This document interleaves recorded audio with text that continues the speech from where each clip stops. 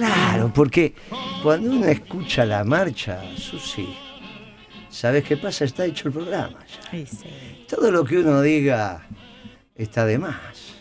Entonces, el que está allá me dice, pero cada vez la dejamos más la marcha. Y sí, cada vez la dejamos más porque ayer me preguntaron, ¿qué parte de la marcha te gusta, Moreno? Toda me gusta, pero la tercera parte de la marcha no se cantaba. Se cantaba en la primera y la segunda, y bueno, ya después se pasaba. La tercera parte imitemos el ejemplo de ese varón argentino. Bien, bien, es una cosa tremenda. Pues, imitemos el ejemplo de ese varón argentino, una cosa tremenda. Por esa patria grande con que San Martín soñó. Es una cosa tremenda, tremenda. Ya vamos a llegar a esa parte, ¿eh? Antes de que terminemos, la dejamos. Más, vamos a hacer una cosa. El día que dejamos toda la marcha es porque es el último. Hacemos ese acuerdo, ¿está bien? Ahí lo voy a hablar con el productor. El último programa dejamos toda la marcha para cuando empezamos y cuando terminamos. Y le agradecemos, le gritamos los zurra a Radio 10 que estamos recontra agradecidos por una M. Hay que hacer esto, ¿eh? Porque una cosa es pasar la marcha, Leila, en un stream, qué sé yo. Y otra cosa, vos imagínate la cantidad de camiones que en este momento están escuchando Radio 10 en todo el país. Una estación de servicio. Y de repente los tacheros, y de repente en las casas, y de repente... Y vos decís, ¿qué pasa acá que arranca la marcha? Y vos decís, es este Moreno que viene con su programa, hace silencio, y empieza, no lo escuchamos, tal, viste esas discusiones extraordinarias que hay, esas discusiones fantásticas que hay. Esta marcha es... ¿Te parece, Paola, haber empezado? ¿Cuántas veces en tu vida empezaste un programa con la marcha? Primera vez, pero muy contenta, ¿eh? Con la marcha peronista, primera vez. ¿Primera vez? Sí. ¿Viste las cosas que estamos haciendo? Me gusta. ¿Viste las cosas? Y encima cuando terminan también la pone. Bienvenida. Muchas gracias. Un placer trabajar contigo en el día de hoy. Vos sabés, bueno, a Susi la conocen, ya sabes. Hizo una agrupación extraordinaria. La primera vez que el peronismo tiene militantes de todo el mundo. Bueno, no sé si todo, viste cómo somos los peronistas. Pero ahora le vamos a preguntar si es todo el mundo. Bueno, algunos brasileros, todo el mundo es Brasil. ¿Está bien? Claro. Los norteamericanos hacen un básquet muy particular, que no es el básquet, de los aros son más altos, y ellos dicen que el que gana ahí es el campeón del mundo. Y qué sé yo, cada uno, Susi después te dice, es todo el mundo, pero bueno, después le vamos a preguntar a ver en cuántos países tenemos esta agrupación de compañeros. Y uno es este rubio grandote que está acá, es médico, así como lo ves. Viste que los médicos suelen ser chiquitos. Decir, bueno, sí, puede ser. No parece, no es el caso. Claro, no parecen jugadores de rugby y todo esto. Entonces, ¿a qué se dedica? Médico. Debo decir, es bravo, pero es médico. Y vive en el País Vasco, España. En Vitoria. Sí, Vitoria es una ciudad muy cerca de Bilbao. Vitoria, una ciudad... Estuve ahí, yo te conté. Sí. Te conté que estuve porque cuando trabajaba en el movimiento cooperativo. Vos sabés, Leila, que lo del movimiento cooperativo es una cosa muy interesante. Porque se arman historias y nos tocó transitar a nosotros los peronistas con sus altas y con sus bajas. El primer Congreso Nacional de Conformación de la Confederación de Cooperativas de Trabajo, ¿por qué digo cooperativas de trabajo? Sí. Cooperativas de productores, de trabajo, de consumo, ¿no? Hay distintos tipos de cooperativas. Estas de trabajo. Son los que ponen el trabajo como valor para la compañía. El Congreso Nacional, donde se conformó la Confederación de Cooperativas de Trabajo, se hizo en la CGT. Mira. Donde hoy sería el Salón Felipe Vallese, que en esa época no se llamaba así porque el compañero no lo habían matado. Estamos hablando de la época de Perón y el que lo inaugura es el general. Mira. Hace un discurso que si lo lees en tu programa y lo vas leyendo, del otro lado se van a poner a llorar. Es una pieza, esas piezas de Perón cuando ves, pero ¿cómo el tipo podía pensar estas cosas? Bueno. Podía. Pero ¿qué pasó? Viene la fusiladora y a las cooperativas, sobre todo las de trabajo, las empiezan a utilizar para confrontar con el movimiento obrero organizado. Y empiezan a armar esos sindicatos que se llamaban los amarillos. Sí. ¿Oíste hablar? Sí, claro. Estaban los sindicatos formales y después los sindicatos... Los radicales tuvieron mucho que ver con eso, pero bueno, no importa. Y utilizaron también... Y utilizaron también las cooperativas. Eso generó un clima muy complejo entre el movimiento obrero, que le mataban a los delegados, los perseguían y qué sé yo, y por el otro lado las cooperativas, que eran apañadas por el gobierno. Y ahí se metieron los partidos socialistas, el Partido Socialista Democrático, el Popular, todo eso le daban ahí el órgano de control, porque obviamente tienen un órgano de control porque tienen algunas vicisitudes impositivas, que bueno, si las tenés porque sos cooperativa. Y entonces el Estado está bien que controle que seas cooperativa. Pero de paso cañazo. Y yo tuve el placer de hacer la primera reunión donde está la UON, en el edificio nuevo de la UON, ahí en la calle Alsina, entre Lorenzo Miguel, a la sazón secretario general de las 62 organizaciones peronistas, y un dirigente mundial del movimiento obrero. Mirá. Pero hubo que convencerlo a Lorenzo. Claro. No me vengan con eso, que nos persiguieron. Al final, un gran compañero, Eduardo Setti, economista, maestro de la economía, dice, bueno, vengan, que yo lo voy a... Y bajó con Lorenzo. Bien.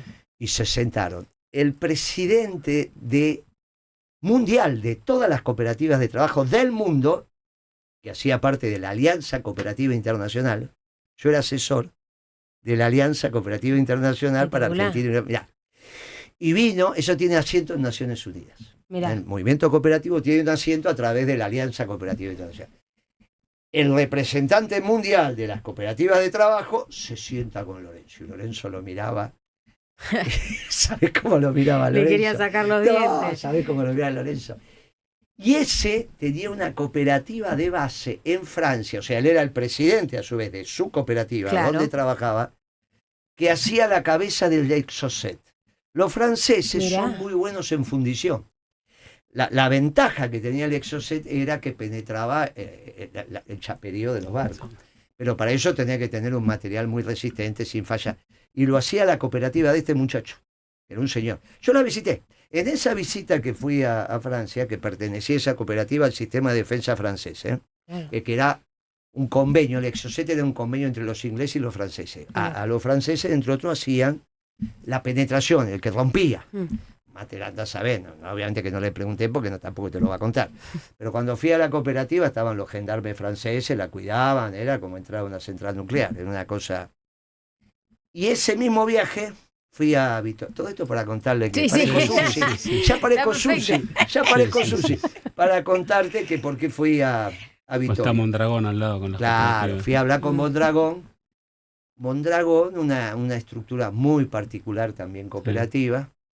Sí. Llegó acá Mondragón en un momento, hacía heladeras, las heladeras, se hacían las heladeras Sacol, ellos habían comprado, y en Avellaneda, pero también no les anduvo. Era en el momento donde se comenzaba a transitar la paz definitiva entre el Estado español y el ETA. Y era una historia, vos ibas caminando por Vitoria, estaba la bandera del ETA en una ventana y la bandera española en la otra, y era...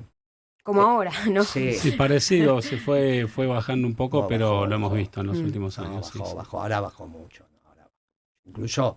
terminaron todavía, ahí se estaba empezando la paz. No, ahora terminaron ya con esta historia, firmaron la paz, incluso están liberando a algunos muchachos. Sí, algunos son liberados, cumplen pena, otros los acercaron, porque un reclamo era el acercamiento de los presos al País Vasco, porque un preso vasco por un delito federal, digamos, de los de allá, por él le tocaba la cárcel en Cádiz, que son 1000 kilómetros, y ese era un reclamo que lo están... Los trajeron otra vez para el País Vasco, una cosa, y de ahí, Mondragón era una de las cooperativas más importantes frente con las cooperativas de consumo y financiadas, porque las cajas también eran... Tiene supermercados, tiene fábrica de electrodomésticos, tiene una universidad. En Mondragón es una localidad, a partir de ahí tiene todo. Sí. Una experiencia interesante. Y poder vincular al movimiento cooperativo con el peronismo fue un logro de trabajo, de meternos. El movimiento cooperativo ha estado captado por los radicales. Sigue todavía, muchas cooperativas de servicios, ¿viste? Las de servicios públicos, que las eléctricas o algunas Claro. telefónicas. En el interior del país, los radicales, viste que siempre les gusta ser presidente de algo, los radicales. Sí, entonces llegan y tal, y si no son presidentes de la Acción Católica, algunos, siempre son de algo. Les encanta esta historia a los radicales. Bueno, vos sabés que los dos invitados, Susi, que tenemos hoy son dos invitados muy particulares. Leila, porque hace un mes, sentadita acá, rodeada de varones, hoy no, hoy está prolija la cosa, son 3 contra 2, pero rodeada de varones, levantó la manito y dijo, estábamos hablando del Papa, Lo escuché, y lo dijo, ahora empieza el reinado del Papa. Y de eso vamos a hablar, porque me pareció un hallazgo y un pensamiento profético. Tiene mucho de profético la política. Y ahí, si logramos vincular todo eso, es extraordinario. Vamos a preguntarle por qué dijo eso, qué se le ocurrió. Y el amigo Ignacio es un médico de emergencia Emergentólogo. en el País Vasco. De pinta no parece, pero evidentemente está, revalidó su título. Pero bravo, vino, bravo. nos vino- Tengo todos nos los vino a papeles. ver y estuvimos hablando de lo que pasa en Europa. Y justo es el día de la mochila de supervivencia para todos los europeos. ¿Hoy? No, el día que lo trajiste a mi Ah, oficina, mira, el ese jueves. día era. Había salido la mochila que todos los europeos tienen que tener una mochila para 3 días de supervivencia. Con las medicinas, las pilas, las radios, algún libro, naipes para Sí, divertirse. para Dice, no, pasar ya el que, tiempo. imagínate que estés en un refugio y ¿qué hacemos? Bueno, juguemos las cartas, la linterna.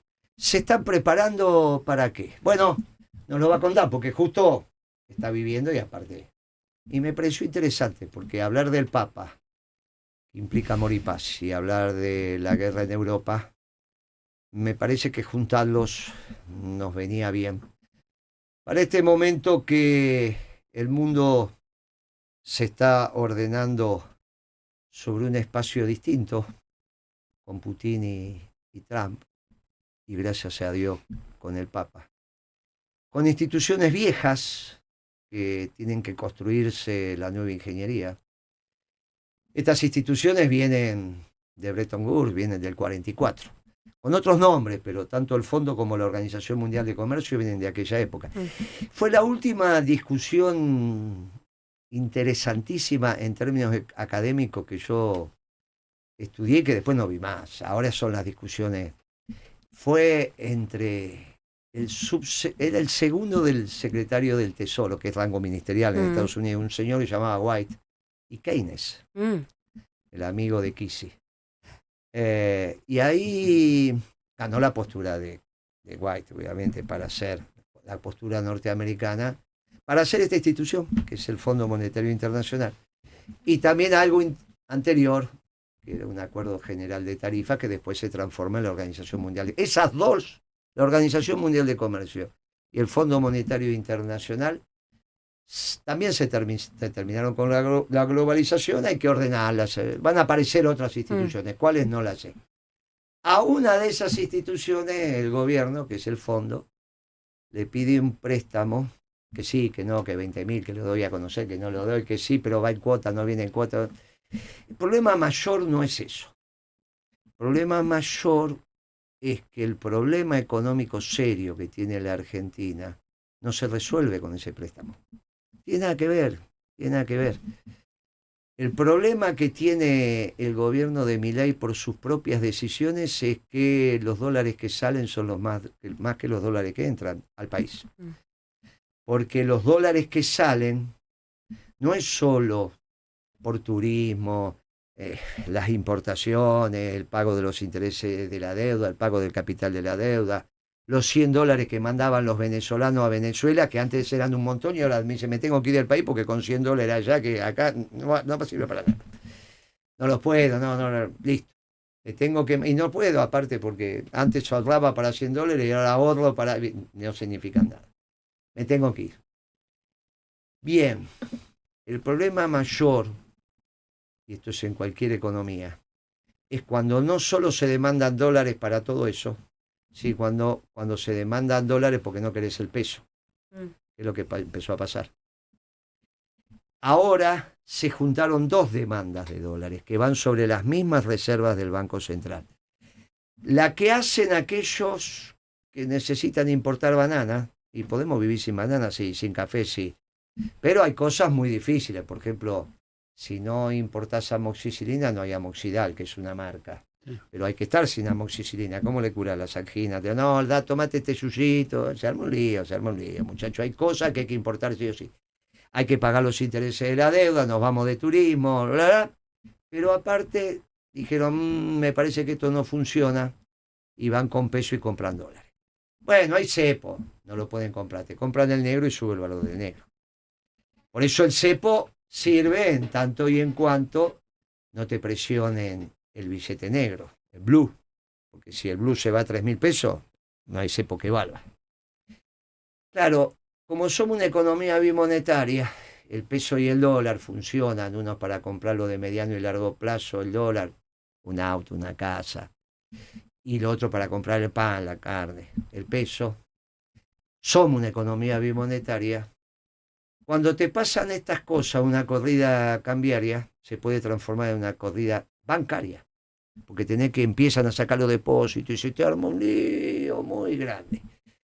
Y eso tiene tremendas repercusiones en la economía real. Y ahí sí, ya te empieza a tocar tu bolsillo. El precio del pan, de la carne, si tenés plata, si no tenés plata, la tasa de interés. Ya se arma un lío bárbaro. Esto lo que puede pasar, puede pasar. Y dicen, lo resolvemos con un préstamo con el fondo. No estarán vanas. El préstamo en el fondo es necesario, tener que renegociar la deuda porque no podés pagar lo que tenés que pagar, bla, bla, bla. Pero que te sigan sacando dólares no se resuelve. Si un negocio no vende, no se soluciona porque le prestes plata. Se soluciona teniendo clientes. Por ejemplo, ¿cómo se soluciona en la Argentina? Que los argentinos decidan hacer turismo en la Argentina y no que es regalado y te vas a Brasil. ¿Cómo se resuelve que no compren más afuera y fundan las empresas de acá? Bueno, que los productos argentinos sean competitivos. ¿Cómo se resuelve? Bueno, muchacho, vos hiciste un lío con el tipo de cambio y ahora tenés más demanda de dólares que oferta. Y pensás que eso se resuelve endeudando, no seas tarambana. No seas tarambana, porque ese flujo de dólares, por más que no, vamos a tener 50.000 millones. Y entonces haces el cálculo de cuántos dólares gasto por día y entonces cuántos dólares tiro. Claro, pero vos no te olvides que Sturzenegger llegó a gastar 2.200 millones de dólares en un día, en la época de Macri. En un día, 2.200. Claro, si vos gastás 2.200, por más que tengas, esto hay que resolverlo. Este no es el remedio. Lo del fondo lo vamos a arreglar, sí, hay que acordar seriamente. Para eso está la propuesta que hicimos desde el peronismo, con la ley de arrendamiento, las retenciones, etcétera, etcétera. Pero esto que está planteando el gobierno no soluciona el problema. Y mañana es lunes. Y mañana va a ser un lunes difícil, porque ya arrancan 190 y pico abajo, que son las que vendieron el viernes. Va a ser un día difícil. Y no tiene sentido que hagamos un programa que hablemos del mundo si no hablábamos un poquito de la Argentina. Y también se viene una situación muy particular, porque va a haber una campaña electoral con el pueblo triste. Bueno, hay que brindarle esperanza. Y al pueblo hay que brindarle esperanza. Y eso es lo que tiene que hacer la política. La política tiene que brindar esperanza. Y especialmente el peronismo tiene que hacerlo, porque, bueno, ahora que Scioli se fue del otro lado, era fe y esperanza, la volvemos a recuperar. Volvemos a recuperar fe y esperanza para el peronismo. Pero ahora vamos a hablar del mundo.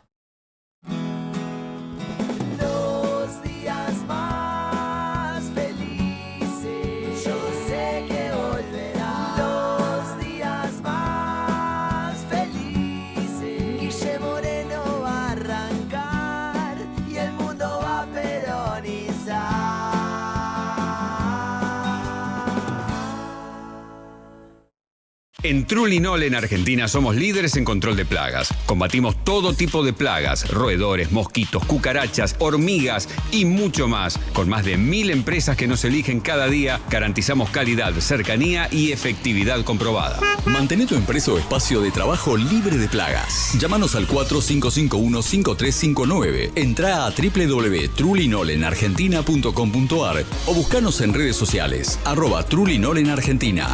Trulinolen, el autito amarillo del ratón. Elegí electrodomésticos eficientes con etiqueta clase A o superior. Cuida la energía. Sumate al cuidado del planeta. Edenor. Donde hay un argentino que la rompa, que otro se rompa las manos con energía. Donde hay un argentino haciendo rugir el motor, que otro haga rugir con energía su garganta. Donde hay un argentino, que haya energía argentina. Vení a YPF y vas a poder participar para viajar por el mundo, alentar a tus ídolos. YPF, energía argentina. La realidad es una sola y se escucha en todo el país. Radio 10 Federal. Sumate a nuestra red de repetidoras que crece día a día. Envíanos un mail a comunidad@radio10.com.ar y lleva la radio a tu ciudad. Cubriendo toda la Argentina. Comunidad@radio10.com.ar. Radio 10 Federal. El sonido de la realidad. En todo momento, en todo lugar, me gustan las obleas, recital, endulzan la vida, van por donde vas, ahora las obleas se llaman recital. DJ de Galletitas Cookies. Tu casa limpia en 1, 2, 3 Odex. Odex limpia mucho más, porque Odex limpia de verdad.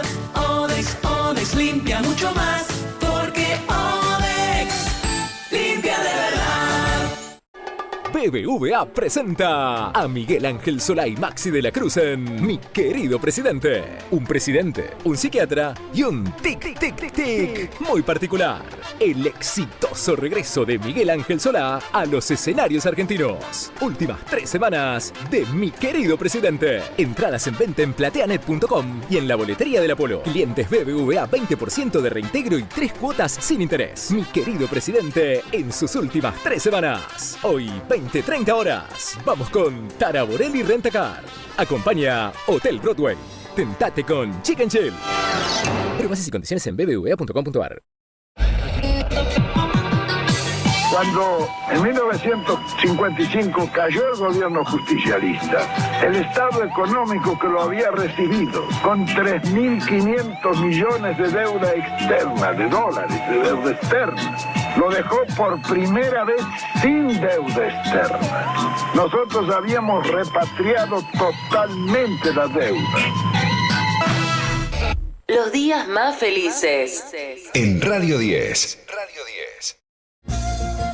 Bendiciones, compañeros, desde Villa Gesell, saludos para todos, que pasen en la radio un buen momento, desde Villa Gesell, siempre apoyando a todos los compañeros. Saludo al compañero Guillermo Moreno, desde acá de General Roca, provincia de Río Negro. Desearle lo mejor, un feliz domingo. La única preocupación que tengo, el movimiento obrero, ¿a quién va a acompañar? Esa es mi duda, quería ver a quién irá a acompañar. Y me preocupa. Un abrazo, feliz domingo, saludos bien peronista. Moreno, un abrazo desde Mallorca, España. Ahí tenés a alguien que está viviendo acá y te cuente un poco cómo están los gallegos. Ay, ay, ay. No escucho a los que lo votaron pidiendo perdón, ¿eh? Vamos, Moreno, vamos, fuerza. Qué mensajes, llegan de todos lados. De todos lados. Yo tomé de WhatsApp, porque en YouTube van a la velocidad de la luz. Yo te pido 1000 disculpas, no me daba ahí. Dije, bueno, me voy al WhatsApp al 11 50 05 0710. Hola, Radio 10, soy Cacique de Neuquén. Saludos desde Vaca Muerta. Saludos desde Uruguay al conductor y nuestra referente, la señora Susana. Vamos, Kim, en mis oraciones junto a la Revolución Peronista, nos dice Sebastián Olivera. Por aquí, desde General Hacha La Pampa, dice fuerte abrazo a todos los presentes. Desde Canadá también escriben, saludos desde Canadá, en familia con mate y tormenta de nieve, escuchando el mejor programa de los domingos. Por otro lado nos dicen, hola compañeros y equipo de los días más felices, saludos desde Japón. Abrazo grande, Guillermo, equipazo, a invitados que quiero mucho. Muchas gracias a todos por el esfuerzo y el trabajo. Fuerte abrazo. Guillermo querido, desde la provincia de Santa Fe, apoyando a Alejandro Kim, un fuerte abrazo peronista. Peronista, no vote radicales, nos dice Atilio. Y un último mensaje. Hola, estamos militando a Moreno desde las plazas y desde las redes, buscando la felicidad del pueblo y la grandeza de la patria. Un fuerte abrazo, viva Perón. Los moviste a todos, Susi. Sí. Susi lo hizo y se dijo, van a venir, y los movió por todos lados. Se ve que se levantó temprano y los movió. Vamos a hacer un Zoom un día de esto. Dale, sí, ya cumplimos 2 años ahora, así que... Lo organizás con... Sí. Vos sabés que es muy emocionante. Y si tienen, los voy a invitar o que se sumen. Empiezan a contar sus historias de distintos lugares del mundo y cómo se encuentran en la marcha. Decir, nunca imaginé que te iba a poder, y algunos se ponen a llorisquear. Y es como reencontrarse con un hermano, ¿no? Sí. Es como estar con el obelisco, ¿viste? Sí. Vos te pensás, cuando volví de Brasil, volví para la guerra con Chile. Bueno, me presenté en el 1, qué sé yo, me dije, ya está llegando Zamoré, y entonces, mira, estaba con mi esposa, Pablo, que era chiquito, acababa de nacer. Me dice, ¿dónde va a ver el obelisco? Vos sabés que lo primero que hice es tomar el subte de ir a ver el obelisco. Una cosa loca, pero a los 20 y pico de años así reacciona. Y para los pibes que están afuera, tiene sus cosas. Tiene sus cosas. Decime, amiga, ¿qué pasó por tu cabeza cuando levantaste la mano y dijiste, para mí, ahora empieza el verdadero reinado de su santidad? Tengo muchas cosas en la cabeza todo el tiempo, pero el Papa Francisco está como hace poco tiempo está muy presente. Desde que nos enteramos que estaba mal de salud, creo que yo tengo formación católica, ¿no? O sea, mi madre fue mi catequista, tomé la comunión, la confirmación. Hasta los 16 años formé parte de Infancias y Adolescencia Misionera, que era un grupo militante, básicamente yo lo considero así, pero tuve una huida de la iglesia, vamos a decirlo de esa manera, creo que revelada por la adolescencia misma, y cuando el Papa cayó mal de salud, volví a retomar como un contacto más cercano con Dios en general, pero en particular como con la enseñanza del Papa Francisco. Me puse a estudiarlo, a leerlo. Había algo muy rico, muy peronista, muy argentino, ¿no? En su enseñanza, en la historia que él tiene, y en la importancia que es que sea papa, digamos, ¿no? O sea, ya hablando directamente de geopolítica, el Vaticano es muy importante, ¿no? No tiene negocios, no le importan las armas, tiene una misión espiritual concreta. Y creo que la idea del legado, yo no hablé de reinado, hablé de legado, porque en parte me parece que el Papa Francisco es el único referente realmente existente del peronismo hoy, por lo menos para mi generación. Y esto lo digo porque casualmente él asume en el 2013, yo tengo 29 años, mi generación tenía entre 16 y 15 años. Para las Sagradas Escrituras, esa edad es la que Cristo empieza a caminar con la familia, a caminar con el pueblo, y casualmente entre los 16 y 29 años la Iglesia Católica considera que ese es el momento de la juventud, ¿no?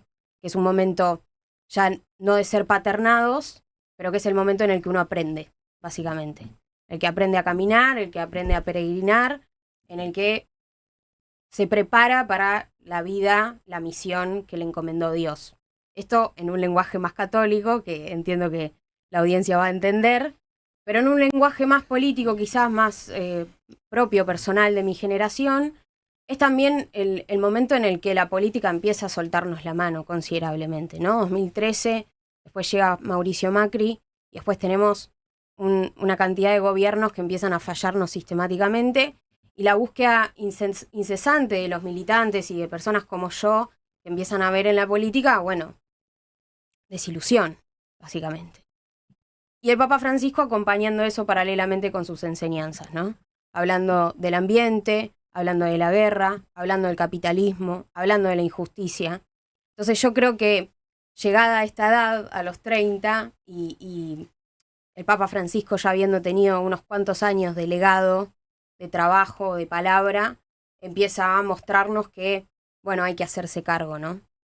Mi primera intuición fue esa, como el legado del Papa Francisco ahora lo tenemos que llevar adelante nosotros, es nuestro principal referente, sobre todo en un mundo que, si bien podemos trazar en crisis, si bien podemos identificar que realmente la economía ya no funciona de la manera en la que funcionaba, y las guerras y la desigualdad social que hay en todo el mundo, creo que está mucho más claro ahora que en términos geopolíticos hay un reordenamiento global. Vos hablás muchísimo de eso, y creo que como todo proceso político, eso implica justamente que como argentinos nosotros miremos hacia la Argentina un potencial realmente único para hacernos cargo de esa situación. Y creo que no quedan dudas que el Papa Francisco, antes de católico, es argentino, ¿no? Entonces eso me parece que es el puntapié inicial para entender no solo que se puede peronizar el mundo, sino que nuestra idea de justicia, nuestra idea de,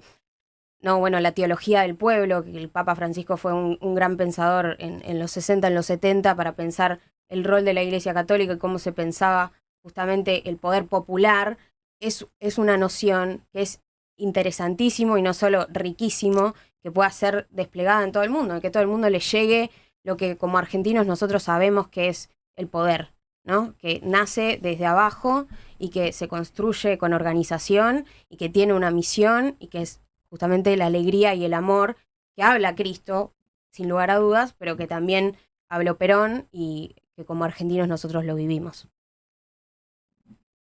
Vos sabés que tu interpretación de obviamente, es lo que vos decís, legado, y yo entendí reinado.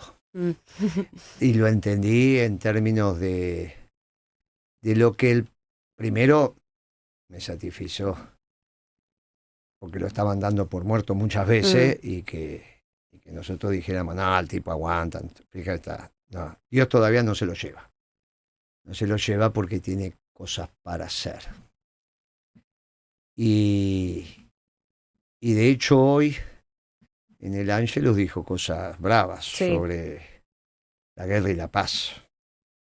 Obviamente en un clima que no necesariamente es lo que va a pasar, es el problema de dónde venían viviendo los europeos y lo que está aconteciendo ahora. No es cierto que va a haber una situación bélica en Europa, no se va a llegar a eso, pero sí es cierto que están viviendo una historia. Sí, están preparando a la gente para eso. Están preparando a la gente para eso. No porque lo vayan a hacer, porque la clase política europea tampoco entiende el mundo. Esta es la primera vez que yo veo al menos a uno de los factores de poder más relevantes de la Argentina mal alineado. Ya que yo empecé a leer los diarios a 12, 13, 14 años. Empecé a leer los diarios con la guerra de los 7 días, de 6 días de Israel. Como Moshe Dayan, esas cosas. Sí. Se leía la quinta, la sexta de La Razón, de Crónica, salían. Los diarios los canillitas no le daban los brazos para los diarios, tenían y se vendían las paradas todo el tiempo, un momento extraordinario. Y si vos pedías plata para comprar los diarios, me daban, mis viejos, dale, quiero comprar la sexta, a veces la sexta no era lo mismo que la quinta. Esta es la primera vez que veo algunos de los factores de poder mal alineados, que no están entendiendo, desde nuestra humilde opinión, desde ya, para dónde va el mundo. Y creo que Europa está en ese proceso de claro, eran los ganadores de la globalización, ¿no? Hablabas al principio del Fondo Monetario y de la Organización Internacional de Comercio, que creo que en parte el nuevo mundo lo que está ofreciendo es la necesidad de nuevas instituciones. O sea, está demandando eso, concretamente. Los Estados-nación han perdido toda su legitimidad en ese campo. Indudablemente, el trabajo del Papa Francisco pasado, como digo, su legado y lo que puede llegar a ser ahora en su recuperación, indudablemente va a ser un protector moral de la humanidad, porque el resto no va a pensar en nosotros. Y me parece que ahí es indudablemente todo lo que él piensa, todo lo que él dice, toda su sabiduría, de vuelta, insisto, ¿no? Profundamente arraigada en el espíritu argentino, ¿no? En esta nación. Me parece que es una guía importantísima para recuperar realmente la posibilidad de ser un factor de poder, por lo menos en ese mundo que no sabemos dónde va a terminar. Yo acá no quisiera hacer futurología, pero no parece que vaya a terminar muy bien, ¿no? Y en ese reordenamiento nosotros tenemos un referente claro. Hay que hacer futurología porque eso es la política y sobre todo la economía, si no, no se entiende qué hace la política. Sí, pero digo, tampoco quiero decir, bueno, nos van a gobernar máquinas y vamos a morir en manos de robots. Eso es otra historia, estamos hablando de geopolítica, para dónde va a traer. La política te tiene que contar lo que va a pasar, si no, ¿para qué está la política? Para contarte lo que pasa está lleno, está radio de periodistas. Cuando invitan a los políticos o economistas es para contarte lo que va a pasar. Sí. Lo que te digo es que Europa, como todo proceso de transición donde vos dejaste de ser Gardel y Lepera y pasás a ser uno más, es complicado. Cuando era el momento en que te sacan el banquito que decía Bonavena y estás solo, a veces reaccionás bien y a veces reaccionás mal. ¿Estás reaccionando bien? ¿Cómo lo ves, amigo? ¿Cómo lo ves? Es un poco la descripción que hacen. Hay algo que está roto desde hace unos años, que se ve en el ambiente de Europa. Que por ahí uno va caminando y no lo nota, pero el que vive y para adentro hay algo que genera cierta inquietud y es progresivo. Esta semana con lo de la mochila de 72 horas, que ya había habido un intento, se lo comentó hace un año más o menos, pero esta semana fue algo más explícito, donde se le dice directamente a la población que esté preparada para estar 72 horas sin asistencia. Generalmente sin que llegue el Estado o alguna otra organización. Y eso genera inquietud. Después las hipótesis que dan, bueno, son variadas. Hablan de la guerra de Rusia, que es lo más evidente que está ocurriendo en el borde entre Rusia y Ucrania, donde están. Pero también hablan de crisis financiera, crisis sanitaria, calentamiento global. O sea, hay un montón de hipótesis que están moviendo diciendo puede pasar algo. Y hay que estar preparados. Y eso genera mucho mar de fondo. Y no es algo que vaya a terminar inmediatamente. 3 días sin asistencia significa que no hay teléfono, significa que no hay transporte, que no hay luz, que no hay gas, que no va a haber agua corriente. No hay supermercado, no hay abastecimiento. Uno tiene que ser autónomo. Un gran apagón de todo. No sabemos qué, pero nos están diciendo estar preparados por 72 horas. Después si ocurre o no ocurre, eso ya es futurología, bueno, se puede charlar un rato, pero hay un hecho que es que el gobierno europeo, desde la capital, que es Bruselas, le dice a toda su población, debemos ser 300 millones de habitantes en Europa, que hay que estar preparado para un gran desastre, con lo que tenemos todos en el subconsciente del 2020. Que estés preparado para 3 días donde vos te la tenés que bancar solito. Solito en casa. ¿O no? Claro. Porque hay algunas series, viste, que la familia va, las mirás así que se cada tanto. Esto te dicen, bueno, tengan de alguna manera las provisiones para su sobrevida. Y bueno, si es una familia con chicos le dirán, por lo menos para los chicos también, cuando tenés, pero sino que cada adulto esté en condiciones de tener su mochila. 3 días vagando. Y esa es una cuestión. No hablan de 3 días en casa.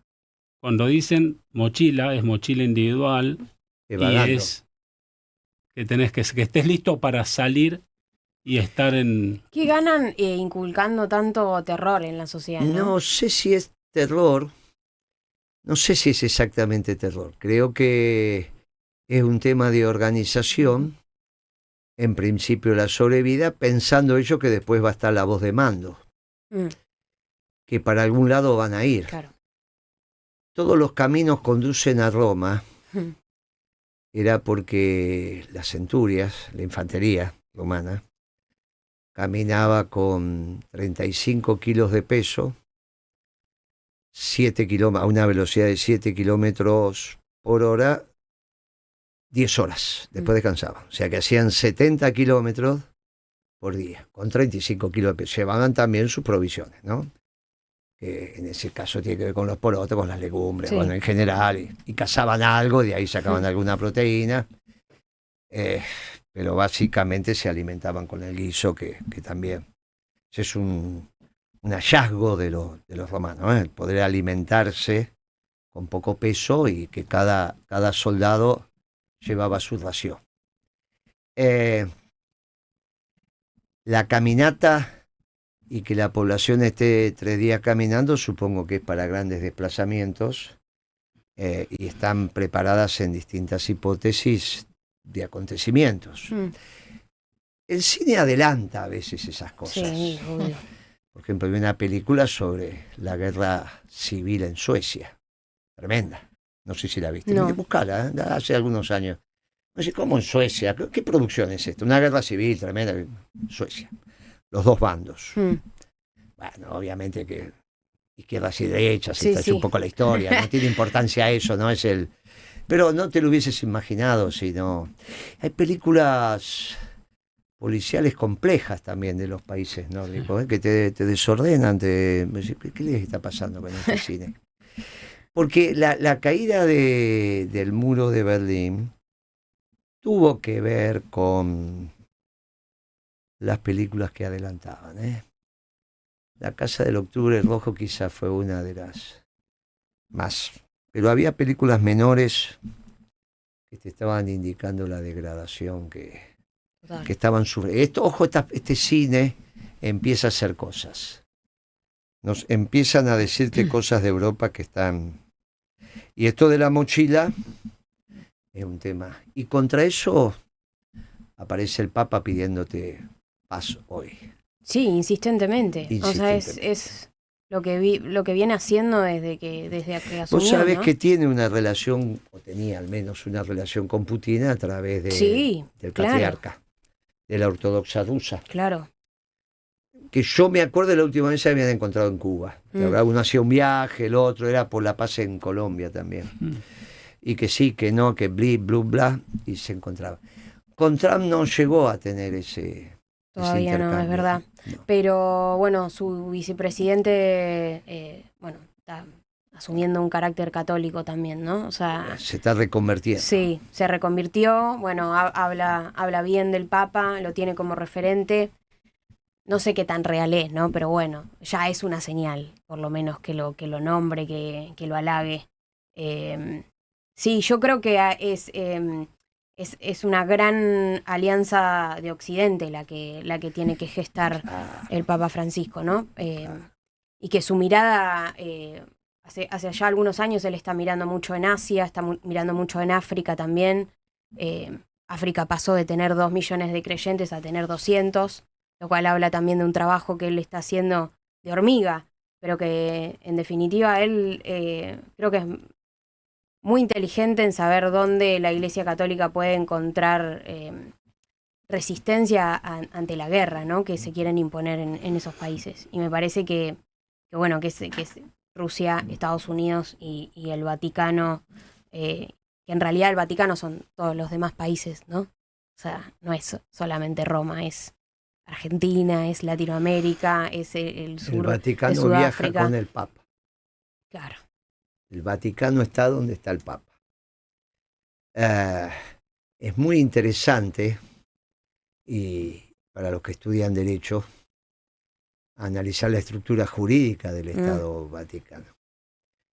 Porque como es un rey plenipotenciario, tiene los 3 poderes en sí, es absoluto.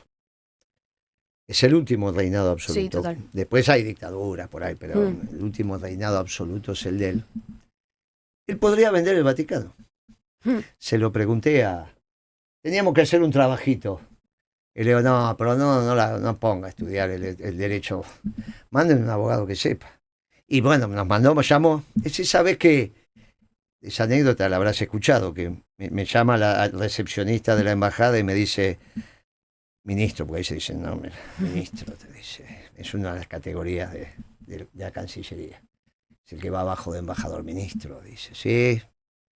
Hay alguien que dice que es el Papa que quiere hablar con usted. Sí, sí. Pero no sé.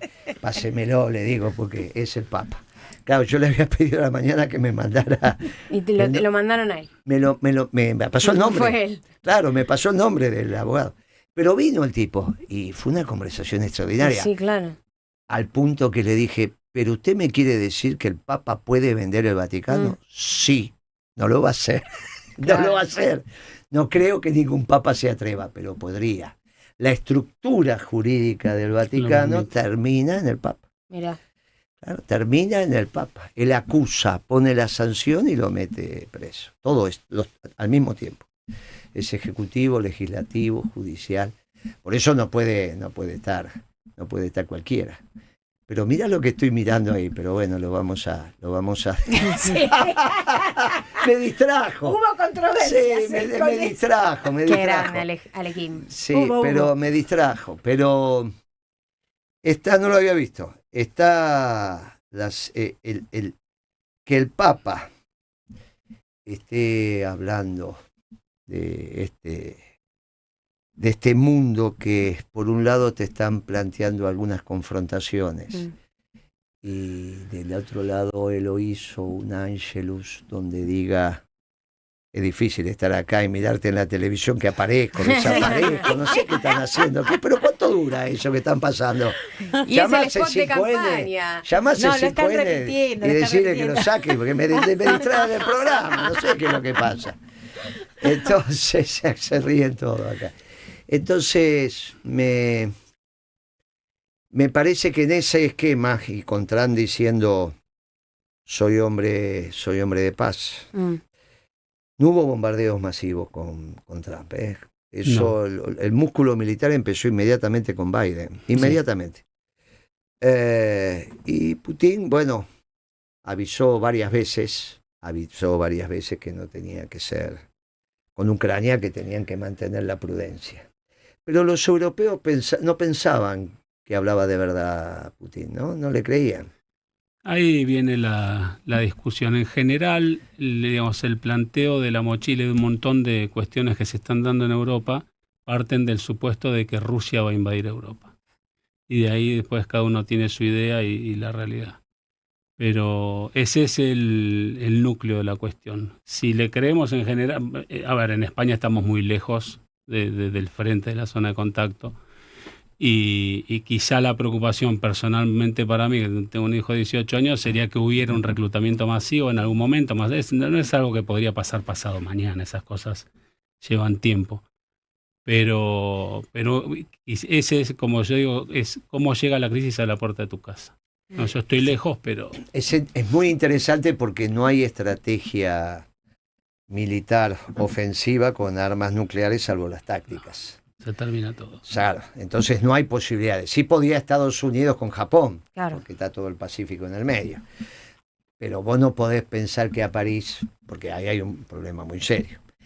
Sí con las armas tácticas que son de bajo alcance, y en realidad nadie puede pensar que va a tomar Rusia o que Rusia puede tomar Europa militarmente. Es imposible. No tiene nafta para eso. No hay ninguna posibilidad, no hay infantería posible para hacer eso, no hay infantería posible. Que esto también era el debate en la guerra con Chile, claro, digamos, total. no había ninguna posibilidad más allá de generar algunos hechos. Las hipótesis de guerra de este lado, las que se supieron de este, era dividir a Chile entre él, la de ellos era otra cosa, y la resistencia, bueno, después se conocieron cuáles eran las hipótesis de combate de cada uno. Claro. ¿Está bien? Pero nadie pensaba que se podía quedar. Un territorio determinado, sí. Bueno, por una decisión que tomé yo, la hipótesis de los chilenos era tomar Neuquén, ¿no? Cuando corté el aprovisionamiento de gas, yo tenía que elegir entre exportaciones de gas a Chile o que se abastezcan los nuestros. Y bueno, obviamente, primero los nuestros. Y después me enteré que había sido verdad que lo llamaron a Kirchner, que miren la hipótesis. Y bueno, después lo escribió Lagos en su memoria. El día que casi... Porque cuando lo convoca al Estado Mayor, dice, bueno, podemos tomar los pozos y los podemos defender. Mirá los chilenos, qué gauchito. Qué gauchito, ¿no? Bueno, esto también nos habla de que estas ideas que pueden circular las tenemos que analizar. Lo de Europa, no veo ninguna posibilidad de confrontación, creo que el mundo va hacia la paz. Pero va hacia la paz, hacia un nuevo orden internacional interesante para los pueblos.